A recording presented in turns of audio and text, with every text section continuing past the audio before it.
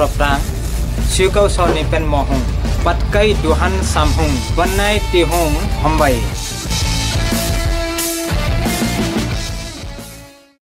họ đi học ở phố học quan mình nói họ bảo đi phụ trách quan đường theo nó sự văn hóa trái cần đấy các bạn mình đúc với tiếng má đó mà chúng tôi nói họ mình ba đi ba tôi nói họ mình là mình baสมัครเข้าไปตั้งหลังนั่งเซ่ขึ้นมาอย่างสูง টাইচান জনগোষ্ঠীৰ লোকসকল যেনে খাময়াং খামটি ফাকে আইটন আৰু তুৰুং দক্ষিণ পূব এছিয়াৰ বিৰাট চান বা টাই জাতিৰ লোক এই টাই জাতিৰ লোকসকল অতীজতে চীন দেশৰ দক্ষিণ অঞ্চলৰ অধিবাসী আছিল 1300 শতিকাত টাই আহোমসকলৰ অসম আগমনৰ পিছত এই জনগোষ্ঠীৰ লোকসকল উজনি বৰ্মা দেশত অৱস্থিত তেওঁলোকৰ শেষ ৰাজ্যৰ পৰা পাটকাই পৰ্বত পাৰ হৈ দলে দলে অসম আৰু উত্তৰ পূব ভাৰতলৈ আহে তেওঁলোকৰ আগমনৰ লগে লগে টাই কলা সংস্কৃতি ভাষা সাহিত্য বুৰঞ্জী ধৰ্ম স্থাপত্য ভাস্কৰ্য আদিৰ ক্ষেত্ৰত এক নতুন অধ্যায়ৰ সূচনা হ'ল টাই সংস্কৃতি এক বিশাল চহকী আৰু সংস্কৃতি এই সংস্কৃতি প্ৰাচীন ৰীতি নীতি আৰু পৰম্পৰা হিচাপে পূৰ্ব পুৰুষানুক্ৰমে বিকশিত আৰু গঢ় লৈ আহিছে সময় আৰু যুগৰ পৰিৱৰ্তনৰ লগে লগে ইয়াৰ পৰিৱৰ্তন আৰু সংমিশ্ৰণ হৈ আহিছে বৌদ্ধ ধৰ্মী টাইচান জনগোষ্ঠীৰ লোকসকল মান টাই ভাষী সম্প্ৰদায় হিচাপেও পৰিচিত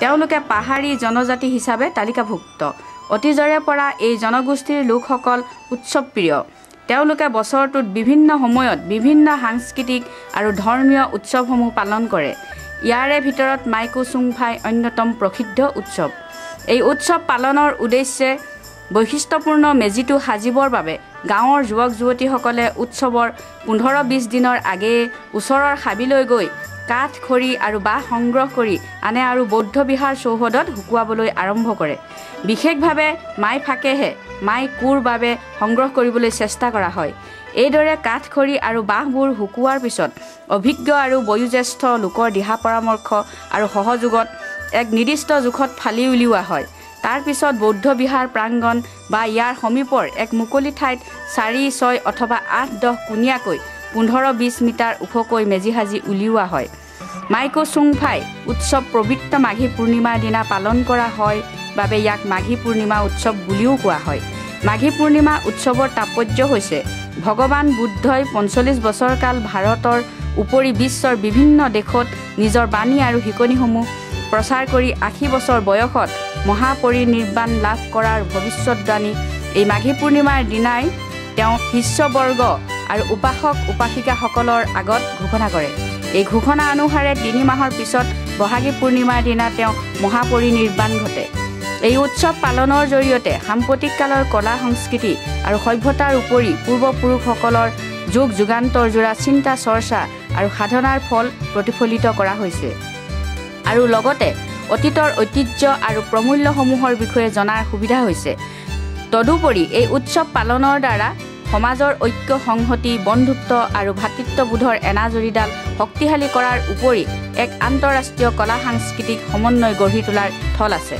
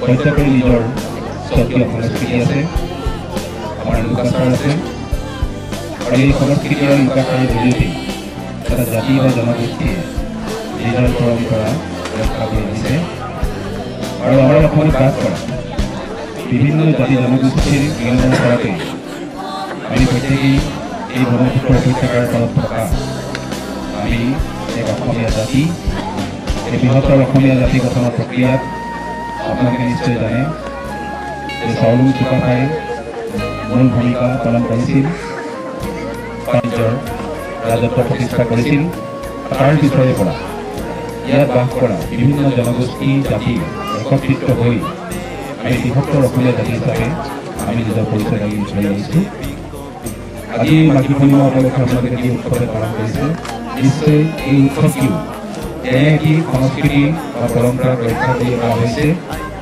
আৰু উৎসৱ বুলি কৈ আমি নিশ্চয় নিজৰ যি সংস্কৃতি আৰু পৰম্পৰা তাক ৰক্ষা কৰিবৰ কাৰণে আমি প্ৰত্যেকেই সংকল্পবদ্ধ হওঁ আৰু আজি আমাৰ সমাজখনত আমাৰ ৰাজ্যখনতে হওক বা দেশখনতে হওক যাওঁ লোকাচাৰ পাহৰি যাওঁ তেতিয়াহ'লে আমি মানুহ হিচাপে আজি সমাজখনত আমি সৃষ্টি থাকিব নোৱাৰিম সেইকাৰণে সময় আহি পৰিছে নিজৰ সংস্কৃতি নিজৰ লোকাচাৰ নিজৰ কলা এইবিলাক আমি নিজৰ হৃদয়ত আমি উপলব্ধি কৰাটো আজি এই অনুষ্ঠানত নিশ্চয় আপোনালোকৰ এই গাঁও অঞ্চলৰ কম কম যিসকল শিশু আছে যিসকলে এদিন এইখন গাঁৱৰ নাগৰিক হিচাপে তেওঁলোকে প্ৰতিষ্ঠা লাভ কৰিব তেওঁলোকে নিশ্চয় এই উৎসৱৰ জৰিয়তে তেওঁলোকৰ নিজৰ যি সংস্কৃতি সেইখিনি তেওঁলোকে উপলব্ধি কৰিব পাৰিব আৰু সেই উপলব্ধিয়ে তেওঁলোকৰ ভৱিষ্যতে এই অঞ্চলৰ একোগৰাকী সু নাগৰিক হিচাপে নিজক প্ৰতিষ্ঠা কৰাত নিশ্চয় সহায় কৰিব উৎসৱ বুলি ক'লে মই ভাল পাওঁ ইতিমধ্যে মোৰ পৰিচয় দাঙি ধৰিছে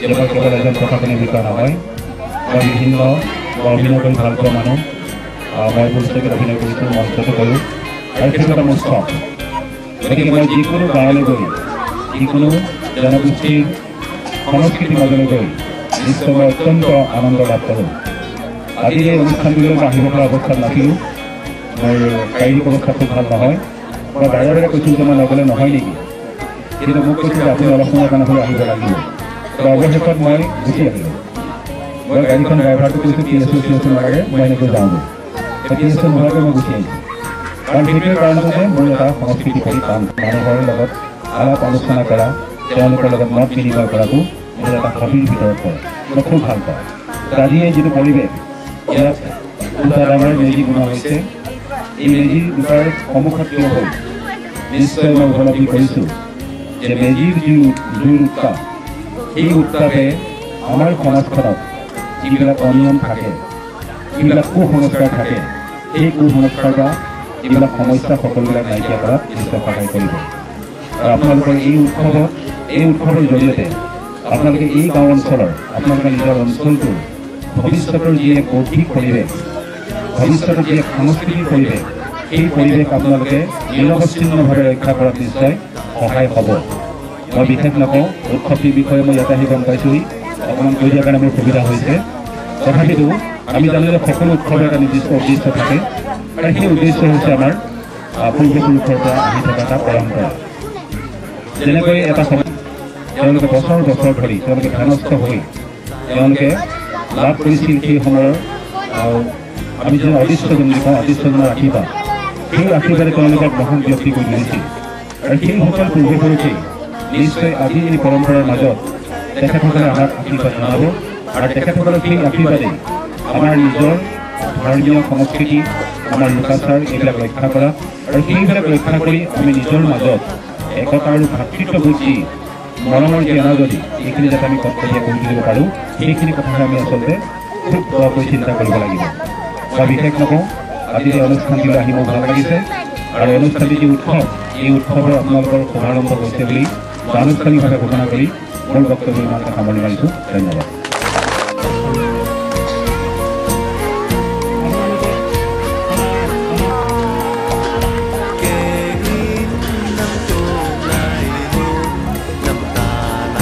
Hãy subscribe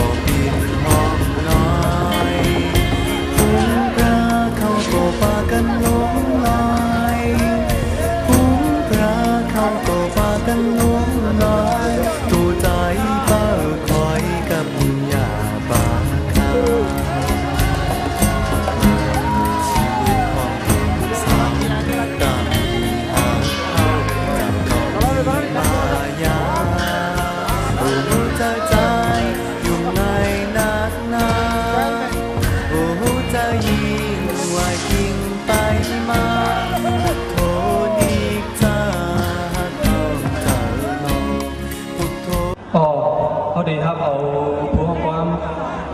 Pino Hogo, the Putsak Panu Hayono, Siman Homa, Taikun, Legawa. Manduk Bunting Mara. Mời xuống tới đó, còn bên ba.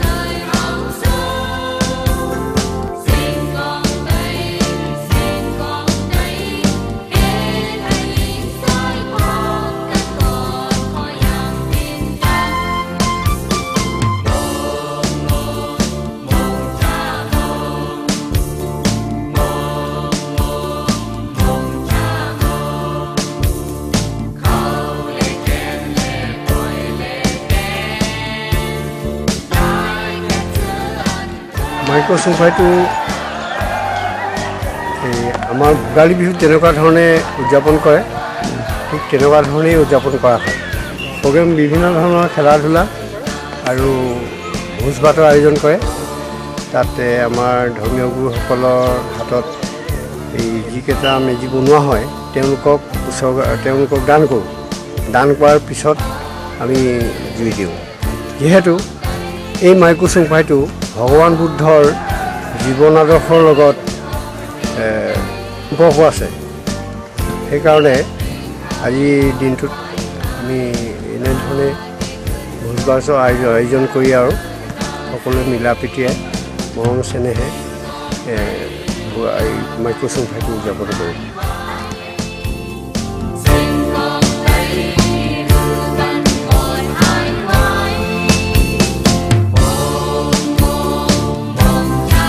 বয়সটো কিমান হৈছে বয়স 97 গাঁওখনৰ তোমাৰ 150 ওপৰ হ'ল গাঁওখন এইখিনি বহুত উঠি বাগৰি ফুৰি আহি আমাৰ কাকা দেউতাই এই চলাপথাৰ কৰিলে এই চলাপথাৰ কৰা আজি 150 বছৰলৈ ওপৰ হ'ল আহৰণ বজাৰ পাছত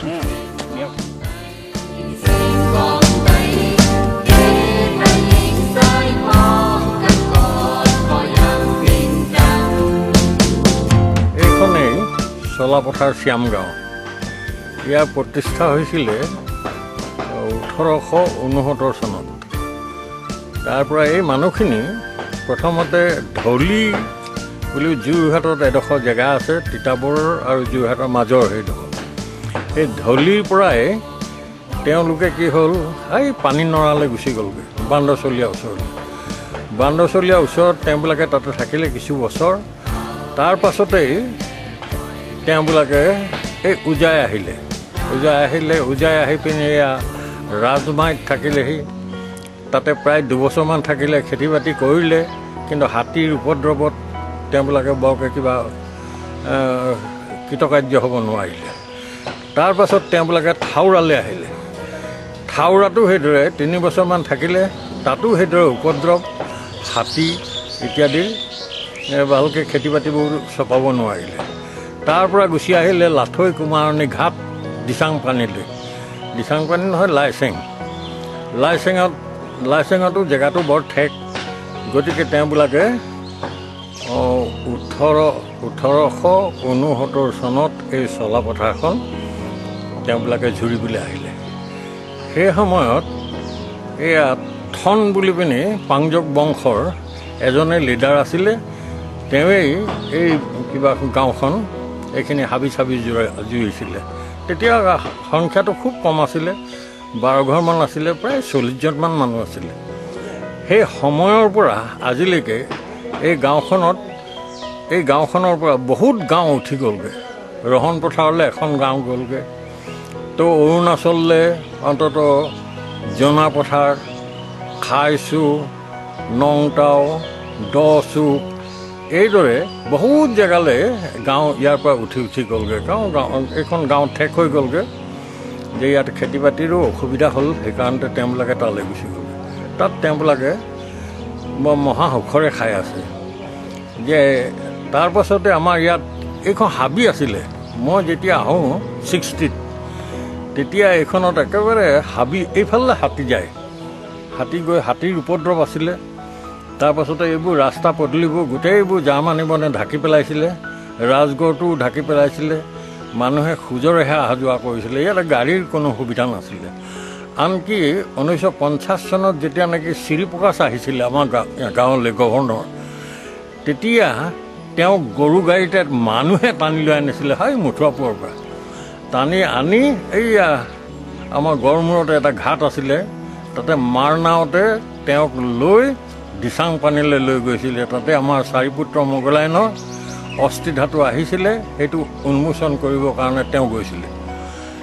তাৰপাছতে এইদৰে এই গাঁওখনত স্কুল কলেজ বুলিবলৈ একোৱেই নাছিলে। এখন আছিলে যে গোটেই শিৱসাগৰ জিলাৰ ভিতৰত ব্ৰিটিছৰ দিনৰ 155 নম্বৰ স্কুলখনৰ নাম আজিও আছে। সেইখন স্কুল LP স্কুল। আমি সেইখন স্কুলতে পঢ়িছিলোঁ। পঢ়াৰ পাছত তৃতীয়মানতে শেষ কৰি তাৰপাছতে আমি নাজিৰালৈ গ'লোগৈ। ইয়াৰ পৰা প্ৰায় 12 মাইল দূৰ নাজিৰা হাইস্কুলত এতিয়া পঢ়িলোঁ। সেই সময়তে দেশৰ কিবা হ'ল, আন্দোলন হ'ল। 42ত আমি এৰি আহিলোঁ। এইটো মহাসকলে নহয়, ভালেমান আমাৰ গাঁৱত আছিলে, কিছুমান মৰিলে, এইদৰে নাথাকিলে। তাৰপাছতে এইদৰে হাইস্কুলত আৰু পঢ়া শেষ কৰি প্ৰায় 5-6ৰ পৰা এৰি আহিলোঁ। এৰি আহি তাৰপাছতে ইয়াত থাকিলোঁ। ইয়াতে এজন ভিক্ষু আছিলে, যিজন ভিক্ষুৱে নেকি তোৰ হুকুমত আছিলে। তেওঁ চিংফু মানুহ আছিলে। তেওঁ আন্দোলনৰ গুৰি ধৰা মানুহ।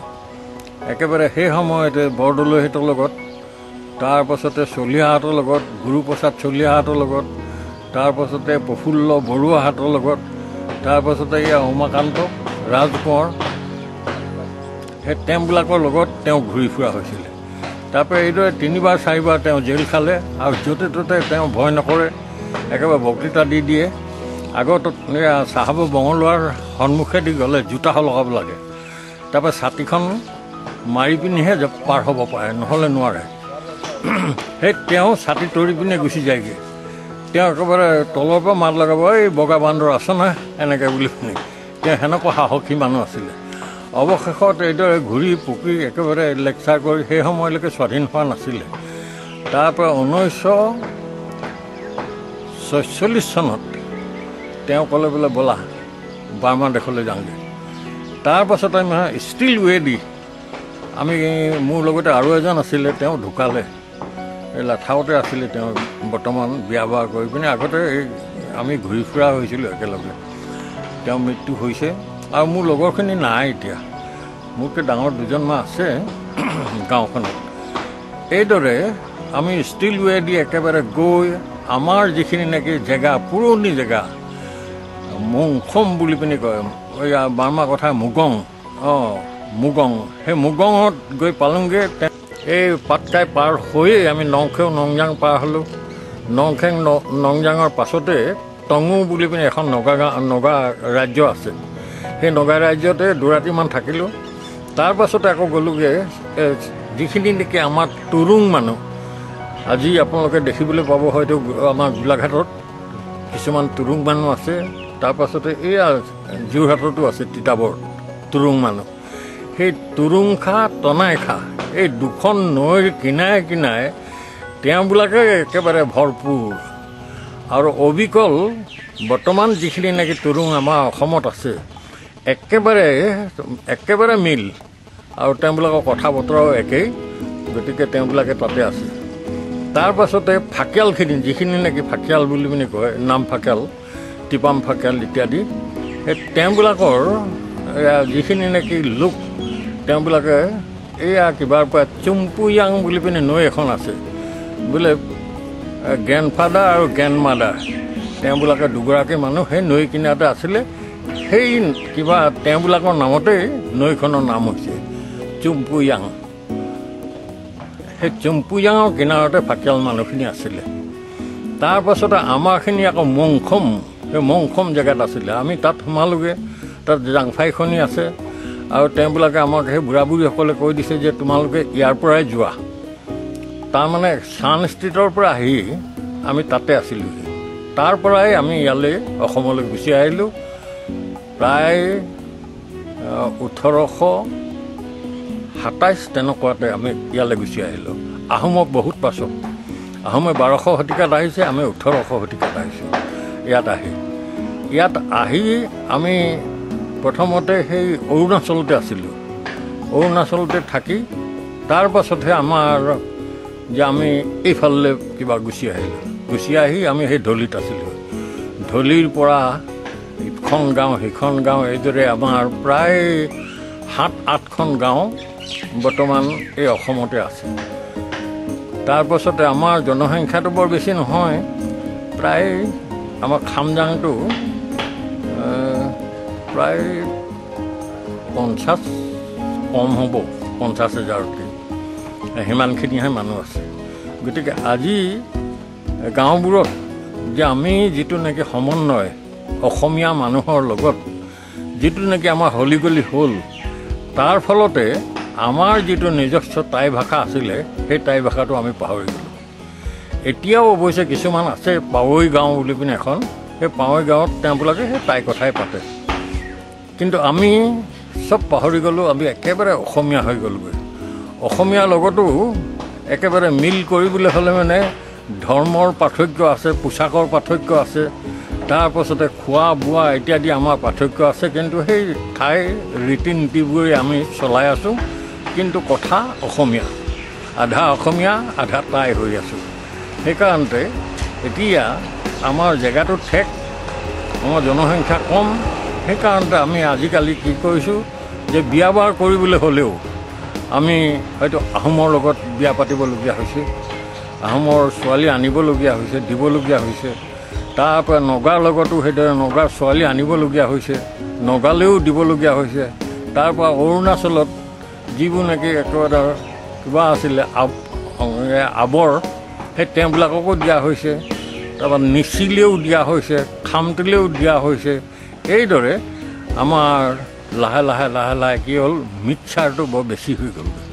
এই মিক্সাৰৰ ফলত আমাৰ কিছুমান যিখিনি নেকি অৰিজিনেল কালচাৰ, ধৰি লওক ভাত সেৱা দিয়া, চুঙা ভাত খাৱলাম বনোৱা, তো শাক পাচলি ইত্যাদি তেল নিদিয়াকৈ যিখিনি নেকি উখোৱাকৈ বনোৱা, শুকতি চুকতি ইত্যাদিবোৰ সেইবোৰ লাহে লাহে লাহে লাহে হেৰাই গৈছেগৈ। তাৰ কাৰণ হৈছে কিন্তু বাহিৰৰ পৰা যেতিয়া প্ৰৱেশ কৰা হ'ল, তেওঁবিলাকে সেইখিনি কাম নেজানাৰ ফলতেই হয়তো তাইৰ যিটো নেকি কৃষ্টি, সিজোৱা পকোৱাকৈ আদি কৰি নাচ বাগকে আদি কৰি সেইখিনি পাহৰি যোৱা হৈছেগৈ।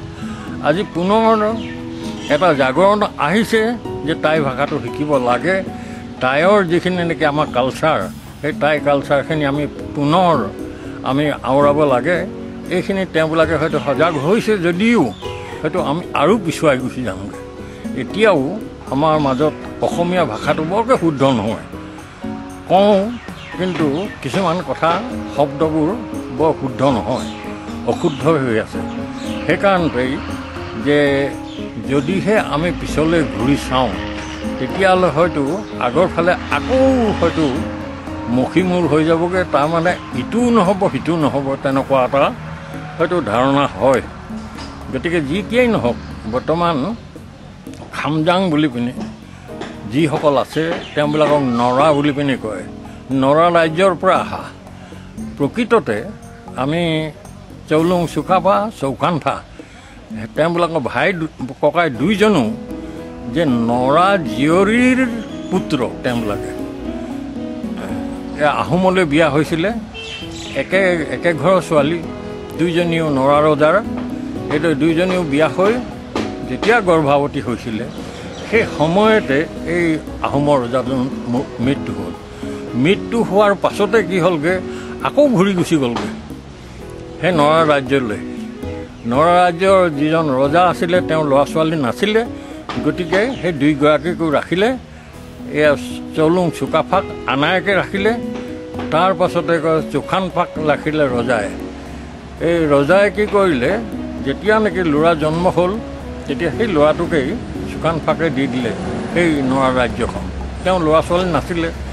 তাৰপৰা আনায়কে ক'লে বোলে দুটা বাঘ একেলগে নাথাকে, গতিকে তুমি অইন এফালে চিন্তা কৰা।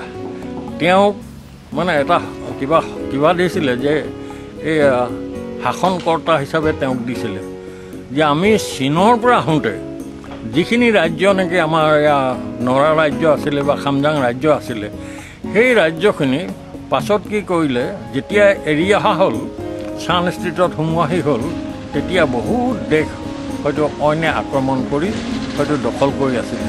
তেতিয়া চুকাফাই সৈন্য সামন্ত লৈ সেইখিনি পুনৰ উদ্ধাৰ কৰি তেওঁ আহিলে। আহি ইয়াত দেখিলেহি যে ভায়েকে ককায়েকে মানে তেওঁক দুৰ্ব্যৱহাৰ কৰিলে। তেতিয়াই তেওঁ কি কৰিলে, তেওঁ অসমলৈ অহাৰ এটা কিবা কৰিলে। নগা ৰাজ্যকে আদি কৰি এইখিনি পাৰ হৈ তেওঁ এই সৌমাৰত প্ৰৱেশ কৰিলে। সেয়াই আছিলে 1200 কিবা এটা 27।